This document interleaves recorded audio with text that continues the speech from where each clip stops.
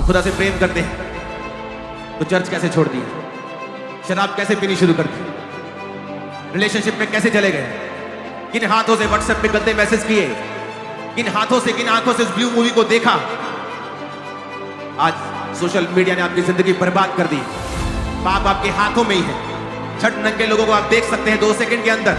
Pastors भी इससे affected हैं, आज बहुत सा यूथ इससे इफेक्टेड है। कैसे बदलाव होगा जब शैतान इतने आधुनिक हथियारों के साथ आपकी जिंदगी में काम कर रहा है? जब तक आप तौबा नहीं करेंगे, हर डाउटफुल हैबिट को आप छोड़ेंगे नहीं, जब तक आप परमेश्वर की आत्मा की बात को उसी वक्त से सुनना नहीं शुरू करेंगे। अगर वो कहता है मेरे बेटे आज से इस जीवित चर्च में जाना है, मेरी बेटी आज से तुमने 4 घंटे प्रार्थना करनी है, कैसे बदलाव होगा? अपने आप बदलाव नहीं होगा। फिर परमेश्वर दुखों को भेजेगा कि ये खुद प्रार्थना नहीं कर रहा तो शायद मैं दुखों को भेजूं तो तब ये मेरी तरफ मुड़े। और यही कारण है आज बहुत सारे लोग दुखों में हैं कि परमेश्वर ये चाहता है कि ये मेरी ओर मुड़े, ये बेदारी का हिस्सा हूं, ये प्रार्थना करें, ये मेरी ओर आए ताकि मैं इनकी जिंदगी में बड़े काम करूं।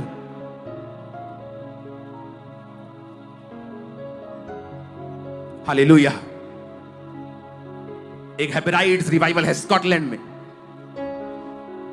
पैगी स्मिथ 84 साल की एक अंधी औरत और जिसको अर्थराइटिस भी था, और उसकी बहन क्रिश्चियन स्मिथ 82 साल की।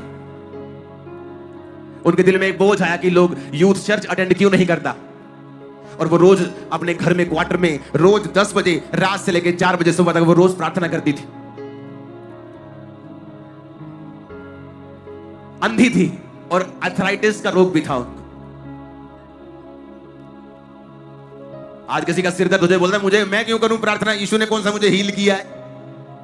उसने कौन सा मुझे बच्चा दिया है? मैं कौन सा अमीर हूं? उसने मुझे कौन सा ब्लेस के सारा दिन मुझे दिहाड़ी करनी पड़ती है? प्रार्थना की उसने 6 घंटे रोज।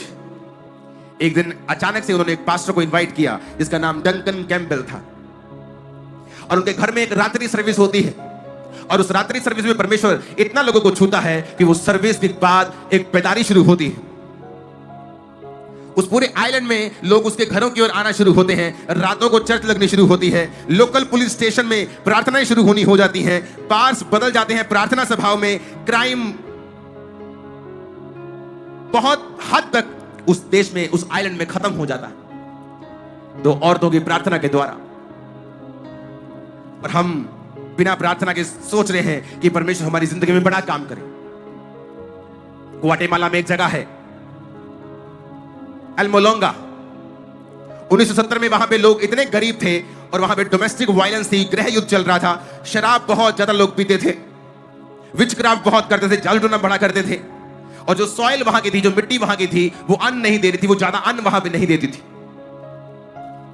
वहां पे एक लोकल पास्टर मेरियानो एक फास्टिंग और प्रेयर की चेन चलाते हैं और उसका नाम रखते हैं स्पिरिचुअल वॉरफेयर। और प्रभु से कहते हैं प्रभु यहां की पॉवर्टी के साइकिल को, श्राप को तू तोड़ दे। और वो प्रार्थना करना शुरू करते हैं। अगले 20 साल के अंदर अंदर उस देश में इतना रिवाइवल आता है, उस आइलैंड पे इतना रिवाइवल आता है कि वहां पे 4 प्रिजन्स पूरी तरह से खाली हो जाते हैं। लास्ट प्रिजन बचता है, उसे भी एक दिन ऑफिशियली क्लोज करके उसे कम्युनिटी हॉल में बदल दिया जाता है। वहां की सॉइल पे परमेश्वर इतनी कृपा करता है कि वहां की सब्जियां दुनिया की सबसे बड़ी सब्जियों में आज एक कहलाती है। अगर आप वहां की सब्जियां देखेंगे, वो देखो लोगों ने हाथ में पकड़ी है, वो असली गाजर है, एआई पिक्चर्स नहीं है। आप देख लेना वहां पे, आप इसको सर्च करना, सब्जियों की पिक्चर्स आप पूरी तरह से और भी दिखाओ, और भी पिक्चर्स आपके पास होंगी। वो देखो हाथ के पूरे हाथ के बराबर गाजर, और वहां पैदारी शुरू होती है। उसके बाद उसको वो छोटे से आइलैंड पे इतनी सब्जी रोज आती है कि वो मिलियंस ऑफ डॉलर्स में रेवेन्यू करना शुरू होते हैं। और पूरा पॉवर्टी का और गरीबी का साइकिल परमेश्वर 20 सालों के अंदर उस बेदारी में तोड़ के रख देते हैं। कारण एक पास्टर डिसाइड करता है, आओ फास्टिंग करते हैं और प्रेयर करते हैं। आज का क्रिश्चियन कहां? वो टीवी के सामने बैठा, वो नेटफ्लिक्स के सामने बैठा, वो शादियों में मगरूर है, बिजी, काम धंधे में लगा हुआ है। लेकिन ये चीजें आपको छुड़ा नहीं सकती। उसे छुटकारा चाहिए, लेकिन वो जानता नहीं छुटकारा होगा कैसे।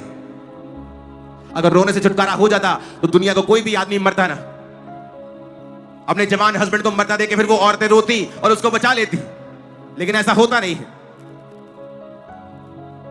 अगर एक अंधी औरत की प्रार्थना से पूरा आइलैंड, पूरा वो एरिया बदल सकता है, वहां के जेल्स बंद हो सकती हैं, एक जेल को बंद करके कम्युनिटी हॉल में बदल दिया जा सकता है, तो आप क्या प्रार्थना नहीं कर सकते? जब लोग मेरे पास आते हैं, मेरी फैमिली में ट्रबल है, मैं बोलता हूं प्रार्थना करो, मुझे लगता है कि प्रार्थना मतलब प्रभु से एक बार बोलेंगे प्रभु जी करो कुछ। प्रार्थना मतलब प्रार्थना करो 2 घंटे, 3 घंटे, 4 घंटे, 5 घंटे, 6 घंटे, 8 घंटे। कब? रोज। जब तक रिजल्ट नहीं आता रोज करो। मैंने सालों प्रेयर की अपनी लाइफ का बिगेस्ट ब्रेक थ्रू पाने से पहले। मैंने 10 साल रोज प्रार्थना की और किसी किसी दिन 8 घंटे भी की। इसलिए नहीं कि मैं बड़ा धर्मी हूं, इसलिए कि मुझे छुटकारा चाहिए था। परमेश्वर ने मेरे दुखों को इस्तेमाल किया। मेंटली अफसर के अटैक्स में बाइबल पढ़ना जरूरी होता था, क्योंकि दुष्ट आत्मा मुझे छोड़ के चला जाता था जब बाइबल पढ़ता था। इसी कारण से नया नियम 5-6 दिन में, 4 दिन में पूरा पढ़ लेता था। आज मुझे बाइबल याद है, बाइबल के वचनों की नॉलेज है। इसलिए नहीं कि मैं धर्मी था और बाइबल को खोज रहा था, इसलिए कि मैं दुखी था और परमेश्वर ने मुझे इस दुख में सिखाया बाइबल पढ़ना। लेकिन आज जब बाइबल में पढ़ता हूं, मैं दुखी हूं इसलिए नहीं पढ़ता हूं, वो मुझे आदत डाल दी परमेश्वर ने बाइबल पढ़ने की। प्रार्थना इसलिए नहीं करता, मुझे छुटकारा चाहिए, मैं छुटकारा पा चुका हूं, लेकिन आज मुझे आदत है घंटों प्रार्थना करने की। और यही बेदारी का कारण है। मेरी बेदारी का कारण कोई इंतजाम नहीं है। आप क्या इंतजाम कर लेंगे? इतनी बारिश में क्या कर लेंगे? सब फेल हो सकता है। लेकिन खुदा की प्रेजेंस जब आपके साथ होती है, जब आप प्रार्थना करने वाले व्यक्ति होते हैं, आप समझते हैं कि आपको प्रेयर के लिए कॉल किया गया है। बाइबल में परमेश्वर ने कहा मेरा घर प्रार्थना का घर कहलाएगा। चर्चिस को प्रार्थना का घर परमेश्वर ने बोला गया है। लेकिन आज वो क्या बन चुके हैं? व्यभिचार का अड्डा, चोरी का अड्डा, पुलपट के ऊपर एक दूसरे को छीलना, एक दूसरे के ऊपर तोहमतें लगानी, एक दूसरे को नीचा करना।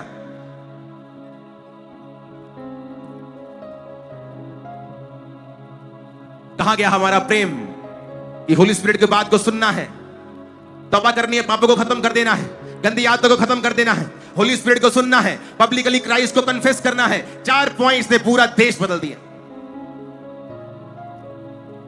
हालेलुया। ऊंची आवाज में बोलो हालेलुया। क्या नहीं कर सकता खुदा? क्या नहीं कर सकता? जब आपकी लाइफ में आपको लगेगा कि अब एक भी रात में निकाल नहीं सकता, अगली सुबह आपकी जिंदगी की सबसे खूबसूरत सुबह होगी। जब आपको लगेगा कि नहीं ये हल नहीं हो सकता, medically it is impossible, naturally ये इम्पॉसिबल है, एक दिन आएगा जब आप बड़ा मिरेकल देखेंगे। अगर आप खुदा के साथ लगे रहेंगे, खुदा के साथ जुड़े रहेंगे, जो राइट है वो करेंगे। कब राइट करेंगे? जब सब कुछ अच्छा चल रहा है, तब तो हर बंदा राइट कर सकता है। एक लेवी घराने का पुरुष एक लेवी घराने की औरत के साथ तब शादी करता है जब वो मोस्ट डिप्रेस्ड टाइम था, इजरायली हिस्ट्री का द मोस्ट डिप्रेस्ड टाइम, जब राजा उनको बिल्कुल दुखी कर रहा था, तब मूसा पैदा होता है। आप अच्छा करें तब, जब कुछ अच्छा चल रहा है वो तो सब कर सकते हैं, लेकिन जब आपकी लाइफ का डिप्रेस्ड टाइम है, क्या तब भी आप राइट थिंक करने के लिए तैयार हैं? जब आपकी लाइफ में मुसीबतें हैं और तब भी आप सही चीज करने के लिए तैयार हैं, तो याद रखना आपके छुटकारे की शुरुआत हो चुकी है। वो गरीबी से छुटकारा, शर्मिंदगी से, श्रापों से, ट्रबल से। डैनियल की लाइफ में बड़ा बंधन कि उसको पकड़ के लेके जाते हैं, अब तू हमारे राजा के अधीन रह के उसके दरबार में आया करेगा। इतने डिप्रेस टाइम में भी कहता मैं वही खाऊंगा जो बाइबल कहती है, जो बाइबल नहीं कहती मैं वो नहीं खाऊंगा, चाहे मुझे मरना पड़े। और हम कहते हैं आज मैं दुखी था, आज मुझे मेरा वीजा फिर से 7वीं बार रिजेक्ट हो गया, मैं शराब पी के आया हूं घर, और मैंने अपनी गर्लफ्रेंड से बात भी की है, क्योंकि आज मैं दुखी था, आज मैं दुखी थी। मैंने 7 घंटे टीवी देखा है, मैंने प्रेयर भी नहीं की 3 दिन से। क्यों? क्योंकि मैं दुखी थी। आप जब दुख में सही चीज नहीं करते हैं, वो दुख लंबा चलता है, पीढ़ी दर पीढ़ी फिर आगे चलता है, क्योंकि परमेश्वर आपको छुटकारा तभी देता है जब आप वचन पूरा करते हैं। उसने कहा मैं यीशु नाम से कोई दुनिया में बड़ी चीज नहीं कहता, यीशु नाम से भी एक चीज बड़ी है, वो है मेरा वचन। और वचन में लिखा है तू मुझे पुकार तो मैं तुझे उत्तर दूंगा, बिना पुकारे नहीं दूंगा। तू मेहनत करेगा मैं सफल करूंगा, तो दुहाई देगा मैं उत्तर दूंगा। और आज लोग आधे घंटे की प्रार्थना को दुहाई समझ बैठे हैं। महीने में 1 संडे चर्च जाके, बाकी साल में 2 बार क्रिसमस और ईस्टर पे चर्च जाके अपने आप को क्रिश्चियन समझे बैठे हैं। आप कहां क्रिश्चियन हैं? आपसे ज्यादा तो अन्य जाते हैं लोग चर्च, इतना तो वो चर्च चले जाते हैं चर्च में जितना आप जाते हैं। टाइट हम देते नहीं, हमारा गुजारा नहीं होता। इसलिए नहीं होता क्योंकि तुमको पहले अगर पैसे में छुटकारा चाहिए तो अपना पैसा खुदा के कामों में देना सीखो। इसलिए आज बेदारी नहीं है क्योंकि कलीसियाएं और पास्टर्स प्रार्थना में नहीं। जब ये चर्च बड़ी हुई और चर्च में 500 लोग आने लगे तो परमेश्वर ने कहा चाहे तेरी चर्च बढ़ जाए और तुझे विजिट करनी पड़ती है, लेकिन प्रार्थना का समय कम नहीं होना चाहिए।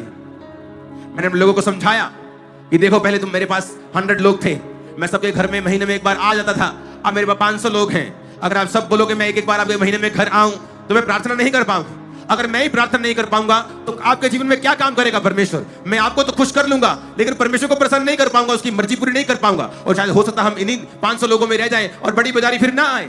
लोगों ने मेरी बात को समझा और कहा पास्टर जी आप प्रार्थना करें, हम आपके लिए प्रेयर करेंगे, हमें जरूरत नहीं है। प्रार्थना की, मेरी प्रार्थना का समय कम नहीं हुआ। बेदारी आई, वो बेदारी आज दुनिया ने देखी है। आज हम वर्ल्ड के लिए एक एग्जांपल है कि 40 डिग्री हो या -1 हो या बारिश हो, ये कैसी चर्च जो लाखों में बैठी रहती है बिना रुके थके, बारिश आंधी तूफान कोई मतलब नहीं। जो कलीसिया घुटनों से जन्मेगी, प्रार्थना से जन्मेगी, वचन से जन्मेगी, और वो वचन जो आपने परमेश्वर की हुजूरी में लिया, जो आपने प्रीच करने के लिए नहीं पढ़ा, जो आपने रियल में खुदा की आत्मा से लिया है, वो लोगों के हृदय को परिवर्तित करता है।